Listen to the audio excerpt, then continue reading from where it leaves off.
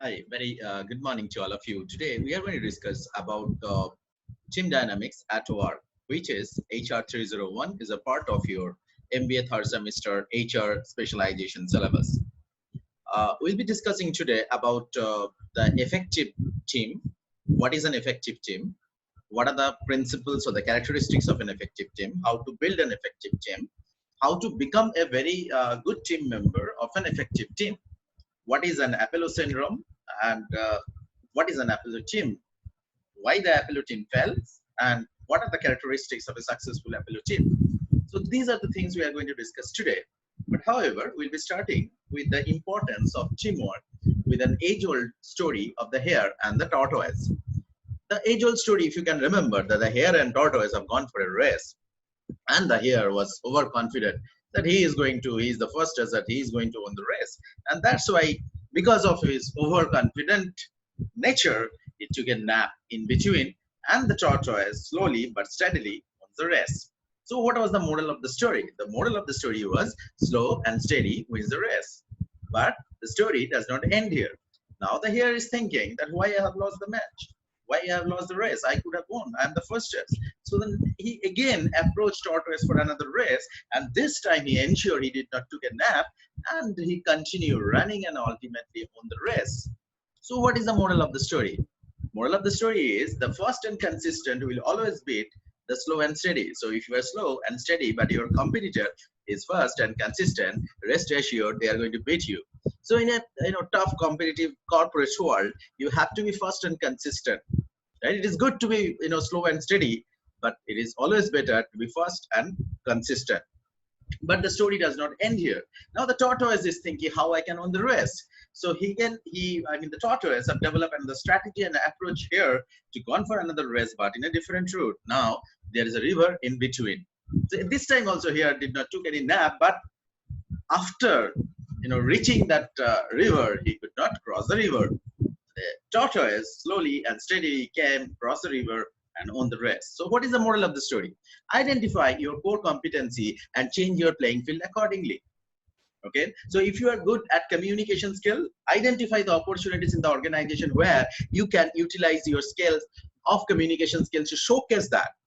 If you are good at presentation skill, identify the opportunities where you can showcase your presentation skill in front of your team leaders, if you're in front of your management, so that will help you to move up in the corporate hierarchy, right? So that is the concept. But now they have understood, I mean, both the hare and the tortoise have realized that they could have done something else. So now what they have done, they have gone for another race, but in a different way, but in the same route where there is a river. Now the hare actually carry the tortoise up to the river, and then the tortoise carry the hare and cross the river. So both of them have reached the target together. So that is the fundamental concept of the teamwork. If you're working together, if you're utilizing both of your, each and every team member's potentiality, you can achieve much more result than an individual, right? So that is the fundamental concept of teamwork. So today we are going to discuss the principles of an effective team with an examples of some philosophy that is actually being adopted by different companies, especially by IBM. So we are going to discuss about the effective, what is an effective team and what are the principles of an effective team. So how to develop an effective team, what are the characteristics of an effective team. So these are the things we are going to discuss in this particular chapter. So what is an effective team? So effective teams operate in an environment in which there is a two-way trust and in an environment of open and honest communication. So what we have understood, there are two concepts. Number one is an environment in which there is a two-way trust. The team leader should trust the team member and the team member should trust the team leader. Okay, so two-way trust should be there. And in an environment of open and honest communication. So you should be in a position that we are in an honest communication environment. Whatever I'm going to talk, that is going to be respected. That is not going to be criticized publicly. That is not going to be criticized within the team, outside the team. Whatever my opinion is, I'm free to express, and that is going to be respected. Right? So that is the thing. So that is called the honest and the open communication, and the two-way trust must be there. So that is the one of the fundamental concept of an effective team. Next one is the feedback on performance. That's very important. So feedback on the performance should be two-way and constant. Two-way means, I mean, the team leader will be giving feedback to the individual team member. Team member have the right to discuss about the performance of the team leader and the other team member as well. So that is the reason that the feedback of performance should be two-way and constant.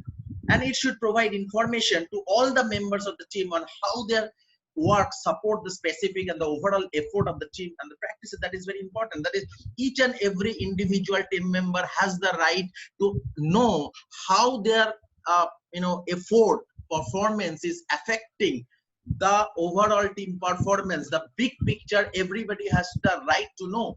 Maybe say for example, one of the team member job responsibility is just entering the data. He is working or she is working as a data entry operator, entering the data in the Excel sheet or any software, but he or she has the right to know what is his output, what the job he is doing or she is doing, what is the output of that, what is the big picture. So you need to show that yes, because of this job, this is the next level job, and that is the ultimate outcome of your job. So if you're telling that, then automatically what will happen, they will be much more engaged. So employee engagement would be ensured. They will be much more motivated. Automatically their productivity level will be increased. Next one is the listening is a feature of that communication. So it's very important. You need to listen to communicate effectively. You need to listen to your team member, you listen to your colleague, listen to your team leader, everybody. So understand what they are trying to say and communicate accordingly. So that's very important. Next one is the accept the responsibility. This is very important. That is, the team should accept the responsibility and not blame one another for the team mistake, and nor should they spend useless time in personal justification. There may be failure. All the time a team cannot win, but ultimately you need to take that as a team. You need to take the responsibility. Don't waste your time in blaming each other. That is not going to help you out in overcoming the problem. Rather, that will creating more problem. Right? So don't waste your time in blaming each other. Rather, take the responsibility of the consequences as a team and act accordingly. Prideful humility, that is very important thing, that they celebrate their success together, just as they identify the special performance and the contribution of the each individual. As a team, you have own, so you should celebrate together. Maybe some of the individual may perform poorly. That does not mean you are going to tell that you have performed poorly, you have no contribution in your success, so you should not be a part of our celebration. No, because you should celebrate together, because as a team you have won. Okay, but of course you have to identify the team members contribution individually. That is the, say for example, take an example of the cricket match. As a team we are winning the match, right? But there is of course a person who is the man of the match, so we are identifying the best performance individually as well. So we are identifying the person with the most wicket takers, we are identifying the person with the most run scorer, we are identifying the person who has taken the most of the catches. That's it. So individual performance, performance is also being recognized, but that does not mean we are not celebrating together. If there may be a bad day for an individual, the person who is to we are expecting that batsman to score 100, he scored 0, but at the end of the day the team has won the match, so he is also a part of it. So that you need to understand.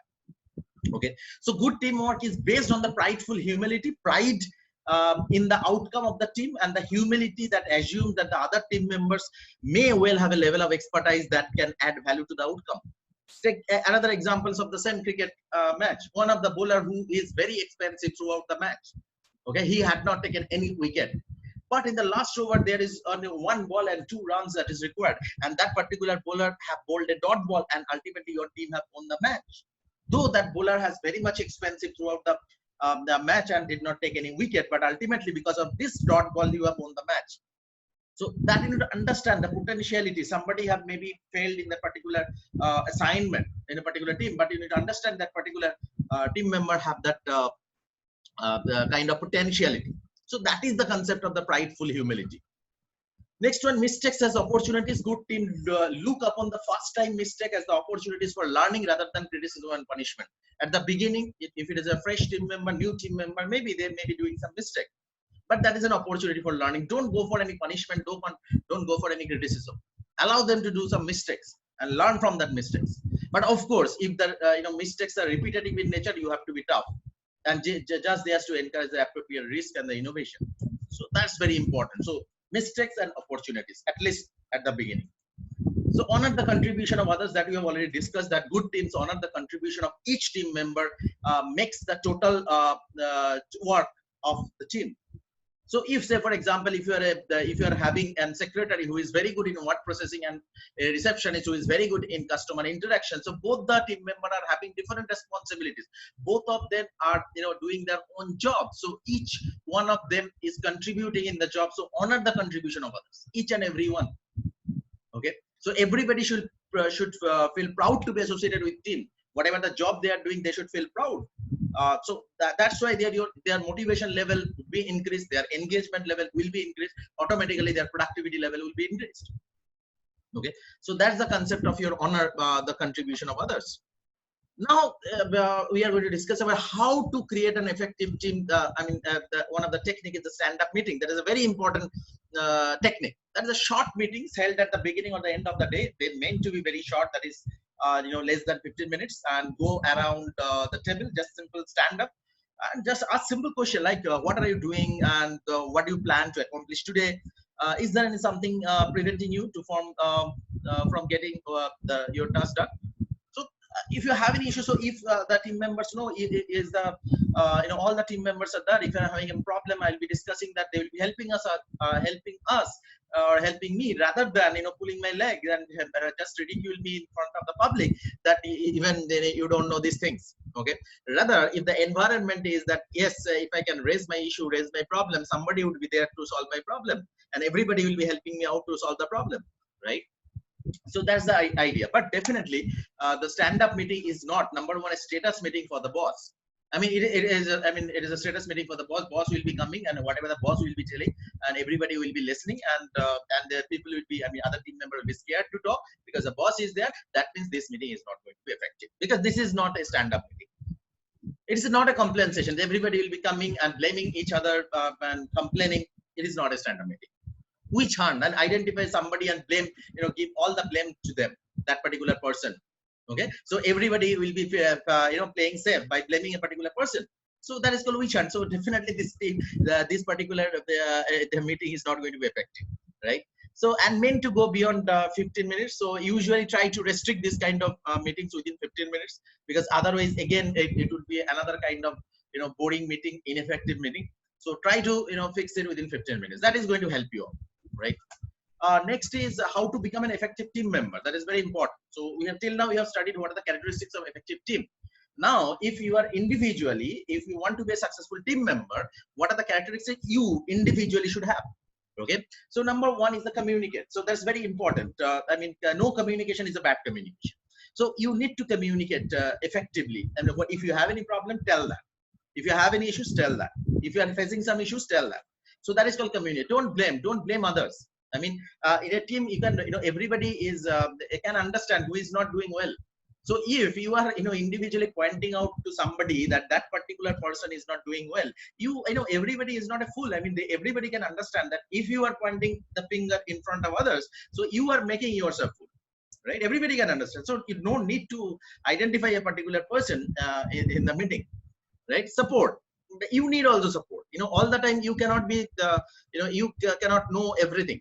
Similarly the other person can also know everything. So each and every one, that is why there is the teamwork. Each and everyone need the help of each other. So that's why support. If you support, the other people will also support you. Listen actively, nod, acknowledge, paraphrase. That is very important. The communication is very important. That's listening. Active listening is important. And the get involved. Get involved into the problem. Don't just bypass the issues. Get involved into the problems and try to solve the problem with the team. So that is important. So that is the way that how you can become an effective team member.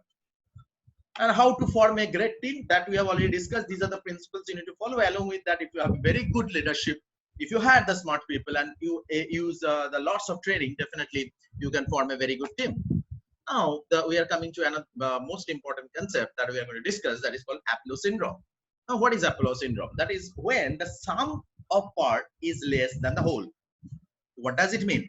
That means where the team of highly capable individual can collectively perform badly.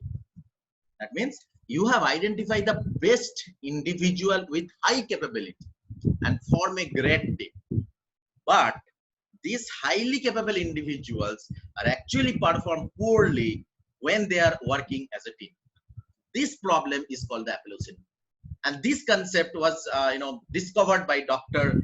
Meredith Belbin. So what he has done, Belbin actually criteria for selecting his team was based on the ability and the aptitude test and identifying the people with a high analytical skill. The initial perception was this team is going to be the best, but at the end of the day they found they finished 8 from 18. There are total 8 team and they finished last, right? So what is the reason? Reason is they spend excessive time in abortive and destructive debate, trying to persuade other team members to adopt their own view and demonstrating a flair of spotting weakness in others' argument. I am the best. I am having this kind of qualification. I am having this kind of experience. So whatever I am telling, you have to accept it. And everybody is telling that. Everybody is telling that. That means we are wasting our time in forecasting or showing I am the best in the team rather than understanding, analyzing my competitor. So we are trying to identify the weakness in my team members rather than to identify the weakness in the other team's team member, right? So that is a mistake they are doing. They have done. So they had difficulties in decision making because they are not having any coherence, because everybody thinks my decision is the perfect. Why I'm going to listen to others? Team members, tend to act along with their own favorite lines without taking into account what the other fellow members think. My point is right because I am having this kind of experience, I am having this kind of qualification. So in some instances, team recognize that what is happening, but are overcompensated. They are ignoring it. So ultimately, that is not going to be helpful. So that is the reason this Apollo team fails. But this Apollo team can also be successful. So how the absence of highly highly dominating personalities and a very particular style of leadership, if you are avoiding that, definitely as a Apollo team can also be successful. But how you can create an effective team? Number one, clarify the collective goal. Why you are joining this team? What is the objective of the group? Clarify it. Identify the inhibitor that prevent them from reaching their goals and remove them. Identify the inhibitors and remove them drastically. Next one, put the enablers to assist them. There must be some enablers that is going to help them out to reach their goal. Include that. In a point, we have discussed that we need to give feedback, right? That is a criteria of effective team. So that is the reason you have to measure and monitor the progress to ensure the goals to be achieved. So these are the principles. So the team formation, how we can form the team, as the picture that shows, if you want to be this kind of having this kind of teamwork, like in the sky jumping, it takes time. It is not a one-day game, right? It is not a one-day game. So team formation takes time and usually follows some easily recognizable stages. As the team journeys from being a group of strangers to becoming united team with a common goal. So these stages we are going to discuss in details in our next session. Till then, let us call it a day. So if you have any questions, you can always raise the questions in our forum, and we'll be getting back shortly with some more content on this topic shortly. So thank you so much for attending